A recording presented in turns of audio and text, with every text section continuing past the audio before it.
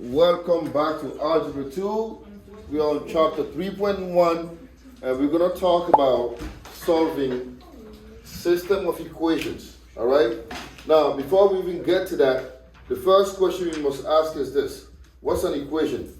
An equation by definition is a mathematical sentence that states that two expressions are equal, right? So when you have a sentence that states that two expressions are equal, you have an equation. Now, more importantly, in this case, we have a system of equations. We can have two equations, three equations, four equations, and when you have those type of equations, we usually use matrices. But for this kind, where we only have like two equations, we're not going to use a matrix to solve this. All right. Now, by definition, a system of equation with this a system of equation is a system of equation with the same variables, right? And why do we use this? Can we use this in real life? Absolutely yes. And I'm going to give you an example. Suppose that you're trying to run a business, right? Maybe you want to run a business, you want to chop down trees, and you want to get a machine that's going to help you to do that, right? You want to turn them into like wood chip that they put on playgrounds and stuff like that, right? So let's say you invest like $400 in a machine. That's just the initial price, and then every month they require you to pay a certain fee for maintenance, right? And now you want to see to chop down a tree, you charge people a certain amount of money. So you want to know, how much do I need to charge people to break even, right? So you're going to be using equations to do that. So you're going to use them, and it's very helpful. All right, I do that in my own field when I told you about when I write articles and things like that. So now the first thing we're going to learn is this. How do you solve this equation by graphing, right? You have a system of equation, and the system of equation here, we usually put this to show that there's two equations that we are trying to solve at once, right? Now, when you look here, I have 2x minus y is equal to -1, and I also have 2y plus 5x is equal to -16, right? And I want to solve this. So to solve this, we need to find what we call an ordered pair, right? To solve this system, we must find the ordered pair that satisfies all the equations. You want to find an ordered pair in x and y that when you plug it in here and plug it in here, you get the same result. That means it satisfies both equations, right? So now to solve this, there's three ways to do it, right? We can solve by graphing, we can solve by using the substitution method, and we can also solve it by using the elimination method. Now the first one we're going to learn is we're going to learn how to solve by graphing, right? So we're going to graph each of these graphs, each of these equations, and we're going to find where they intersect. And the intersection point is going to be our solution, right? So to graph this function, you just have to solve for y. I have to solve for y, right? I have to put it in terms of y so I can solve it. So if I have 2x minus y equals to -1, first I need to subtract what? 2x. -2x, yeah, 2x, right? So we get -y equals to -2x minus 1, and because everything is negative, I have to divide by -1 so that I can get a positive value here, right? I get 2x plus 1, right? That's my first equation. The second equation I have 2y plus 5x equals to -16, right? I'm going to solve for y. I'm going to do the same thing.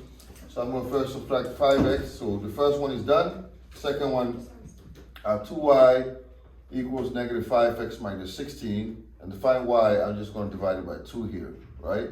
So I got y equals -5 over 2x minus 8. So this is it here, right? So now we have two equations. So we're going to graph them, and then we're going to find where they intersect. The intersection is going to be the solution, right? So let's graph them. So the first one, the y-intercept is 1, and the slope is 2 over 1. 2 is 2 over 1, right? I'm going to go up to 1, 2, and over to the right 1, right? So that's my first equation. And now I need to graph the second one. The second one is the y-intercept is -8. 1, 2, 3, 4, 5, 6, 7, 8. And then it's -5 over 2.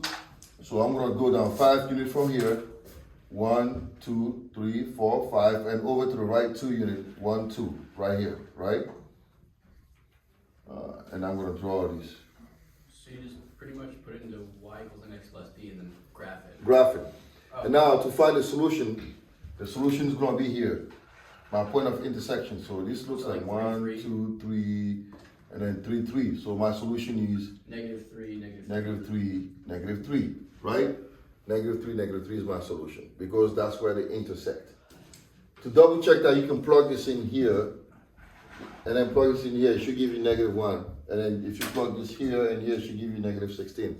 Now my graph is not quite accurate because I didn't use like accurate things, so you may be wrong. But you get the point, the gist of it. You try to find the solution, right? To find where they intersect. So this is how you solve an equation by graphing. You just find the intersection points, right? Now, there's another thing that we need to learn. How do you classify a system of equations, right? So to classify a system of equations, we have 4 main components here. We have consistent, we have inconsistent, we have independent, and we have dependent. What does this mean? The best way to learn is to have a visual, right? With a visual, it's easier to interpret. So now, when is a system consistent? A system consistent is consistent when it has at least one solution, right? It has at least one solution. Now, if you look here, does it have at least one solution? Yeah. Yes, so it's consistent, right? But that's not where we stop. We can go a little further, right?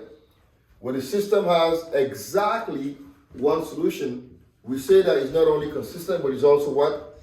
Independent, right? So this system here, this first equation that we solve is consistent, but it's also independent. So it qualifies for both of these words. It's consistent and independent because it's consistent because we have at least one solution, and it's independent because we have exactly one solution.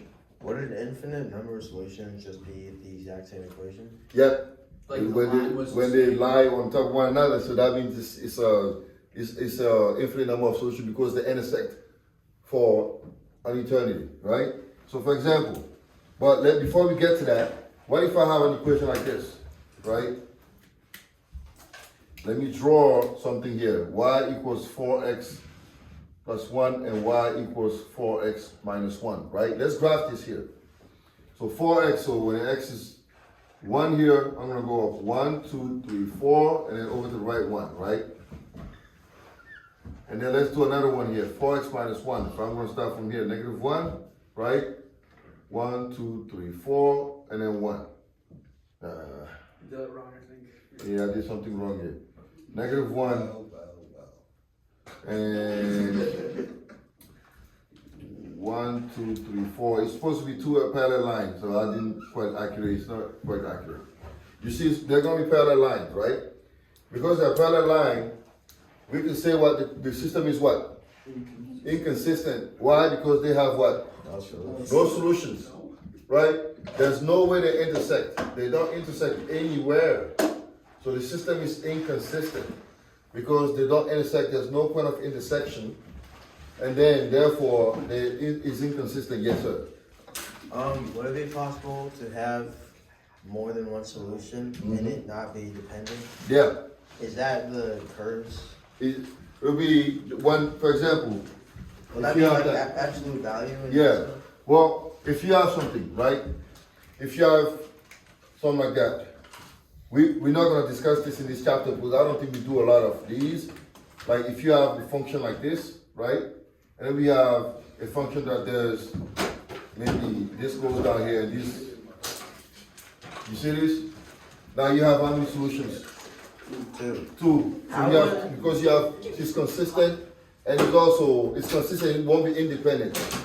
What would the equation of the Curve, yeah? it could be y equals square root of something. But we're not doing that in this chapter just yet. All right. Yeah. All right. But now let's look at this. When you have 2 lines, right? If you draw 2 lines and then one is like this, and the other one is also going in the same directions, right?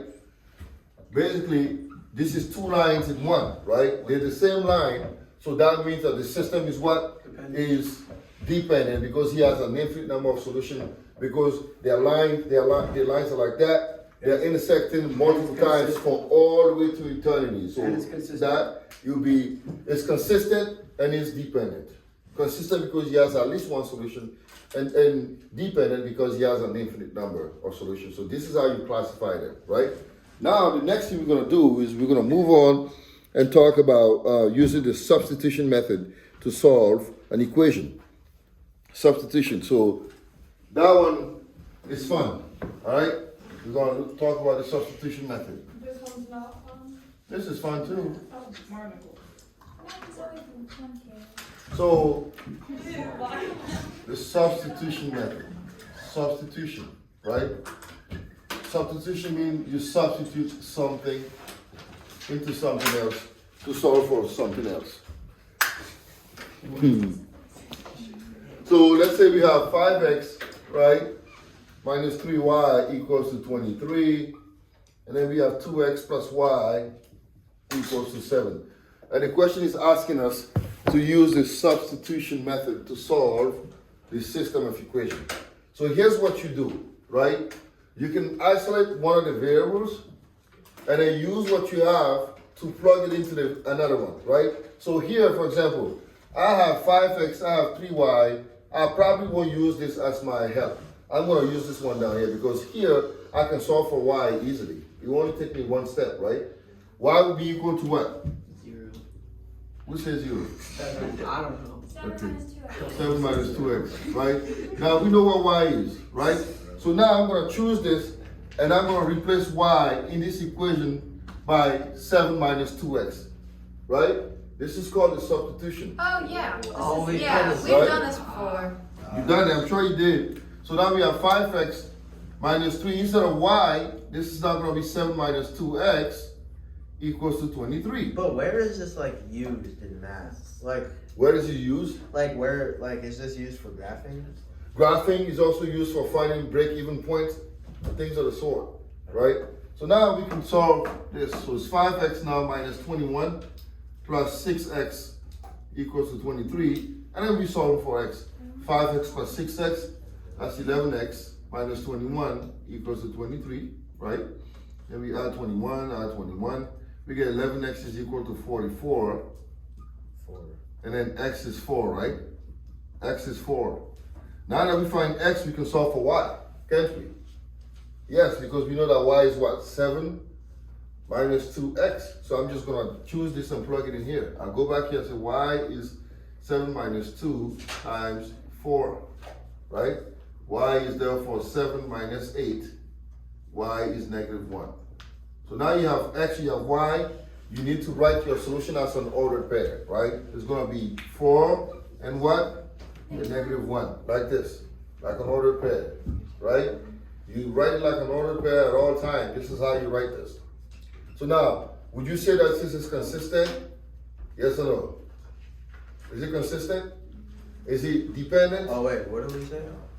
It's consistent, but it's not dependent. It's not dependent, it's independent because he is consistent, he has at least one solution, and because he has exactly one solution, is independent. All right, so they can ask you that. So this is the substitution method. Substitution, okay? Substitution. And now the next one we're gonna learn is called the elimination method, elimination, okay? Do we have to use all these methods? Which one? Well, it pick depends our on favorite? well, you can pick your favorite when the question is out in the open, like solve the system. But if I say solve by graphing, you got to do it by graphing. If I say solve by using the substitution, then you have to use the substitution. If I say solve by using the elimination, then that's what you do. We Now, only have 3. I hate elimination. elimination is actually fun, right? Now let me show you a technique here that you can use to do the elimination. Actually, can we use this? Can we use the elimination to do the same problem? Let's try that, right? Yeah. Let's try that so you see if you like this better. So let's say we have the same problem, and now we're using the elimination method, right? Elimination.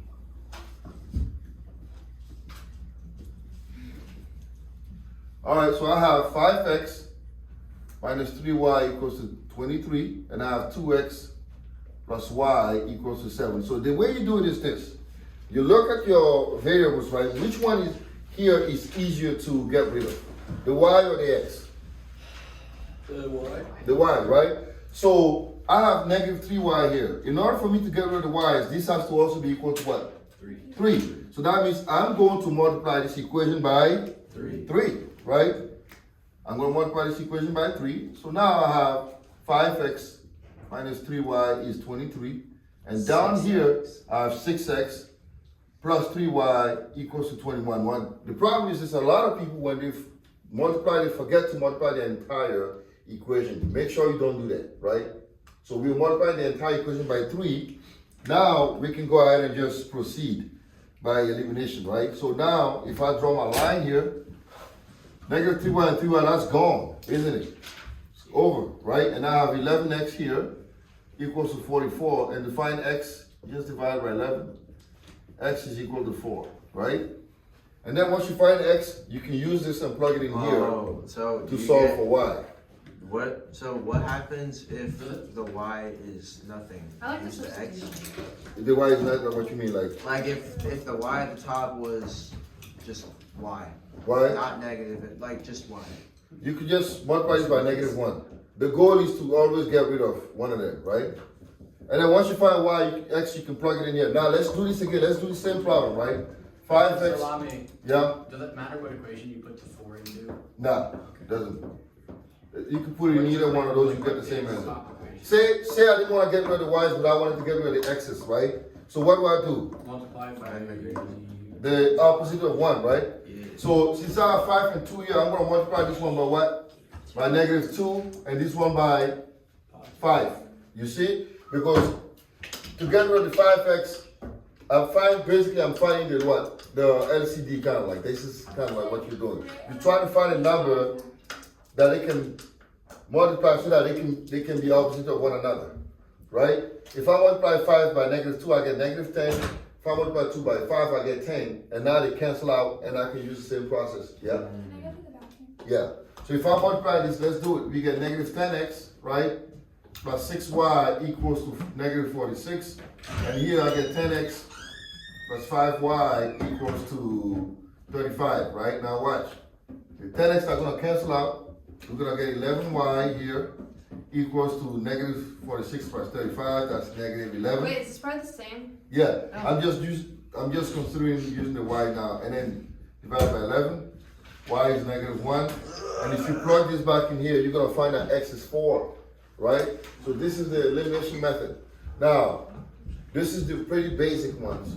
So you're going to have different wrinkles, and then you can use that, and you're going to have a word problem, you can use that. If I specify using the substitution, then use the substitution. If I say use the graph, then use the graph. And if I say use the elimination, then you use that, right? So basically, these are the 3 that we're going to learn in this chapter. So now I'm going to assign some work that you can do in class now. We got about 25 minutes just to If we don't finish finish, it. is it homework? If you finish it, if you don't